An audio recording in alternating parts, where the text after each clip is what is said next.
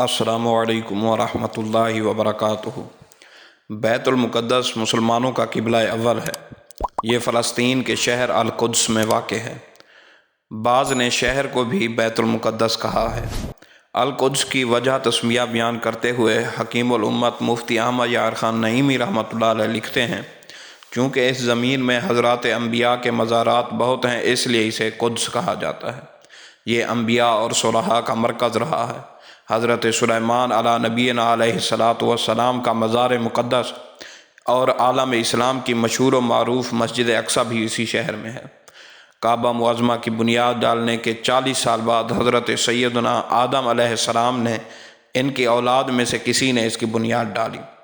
پھر اس کی تعمیر میں حضرت سیدنا سام بن نوح علیہ نبینا علیہ السلام نے کی۔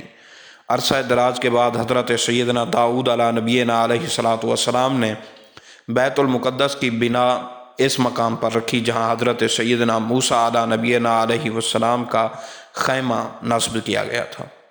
اس عمارت کے پورا ہونے سے قبل حضرت سیدنا داؤد علیہ السلام کی وفات کا وقت آ گیا، تو آپ نے اپنے فرزند ارجمند حضرت سیدنا سلیمان علیہ السلام کو اس کی تکمیل کی وصیت فرمائی۔ چنانچہ حضرت سیدنا سلیمان علیہ نبینا علیہ السلام نے جنوں کی ایک جماعت کو اس کام پر لگایا اور عمارت کی تعمیر ہوتی رہی۔ ابھی 1 سال کا کام باقی تھا کہ آپ کا انتقال ہو گیا۔ آپ نے غسل فرمایا، نئے کپڑے پہنے، خوشبو لگائی اور اسی طرح تشریف لائے، عصا پر تکیہ فرما کر کھڑے ہو گئے۔ ملک الموت حضرت اسرائیل علیہ السلام نے آپ کی روح قبض کر لی۔ آپ اس طرح عصا پر ٹیک لگائے رہے۔ پہلے تو جنوں کو رات کی فرصت مل جاتی تھی، اب دن رات برابر کام کرنا پڑتا تھا۔ حضرت ہر وقت کھڑے ہی رہتے تھے اور اجازت مانگنے کی کسی میں ہمت نہ تھی۔ ناچار سال بھر تک یک لخت دن رات برابر کام کرتے رہے۔ مسند احمد کے اندر حدیث پاک ہے، رسول اللہ صلی اللہ تعالی علیہ وسلم نے فرمایا، دجال حرم اور بیت المقدس کے علاوہ باقی ساری زمین میں گھومے گا۔ اور نواس بن سمعان رضی اللہ تعالیٰ عنہ بیان کرتے ہیں کہ نبی اکرم صلی اللہ علیہ وسلم نے فرمایا کہ عیسیٰ بن مریم علیہ السلام دجال کو باب لد میں قتل کریں گے۔ لد بیت المقدس کے قریب ایک جگہ کا نام ہے، اور بیت المقدس وہی جگہ ہے جہاں نبی اکرم صلی اللہ علیہ وسلم کو معراج کے لیے مسجد حرام سے مسجد اقصی لے جایا گیا، جس کا تذکرہ قرآن مجید کے 15ویں پارے کے اندر موجود ہے۔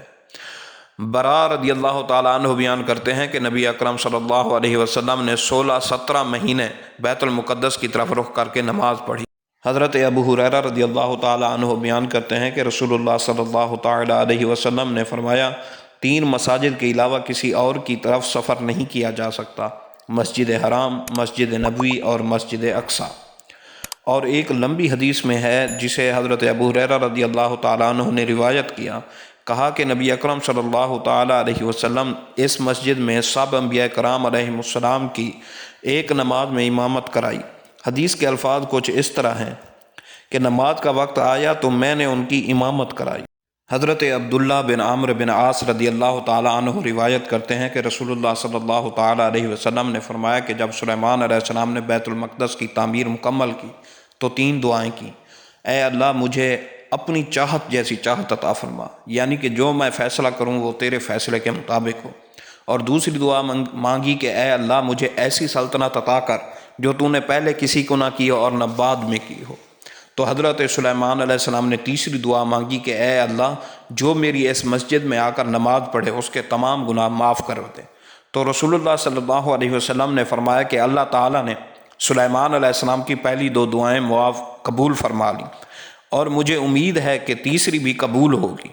حضرت سلیمان علیہ نبینا علیہ الصلاۃ والسلام نے بیت المقدس کی مسجد کو سنگ زخام یعنی کہ سنگ مرمر، ہیروں، موتیوں اور یاقوتوں سے بنوایا، اور بیت المقدس کے گنبد کے سرے پر کبریت احمر یعنی کہ سرخ گندھک کا انتظام کیا، جس کی روشنی کئی میلوں تک پہنچتی تھی۔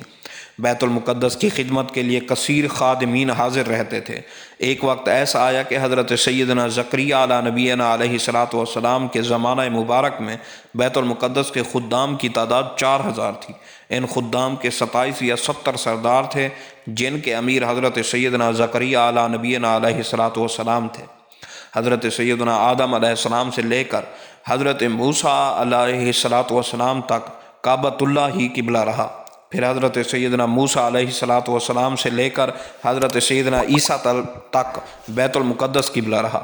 ہجرت کے بعد مدینہ منورہ میں مسلمانوں نے 16 یا 17 مہینے تک بیت المقدس کی طرف رخ کر کے نمازیں پڑھیں۔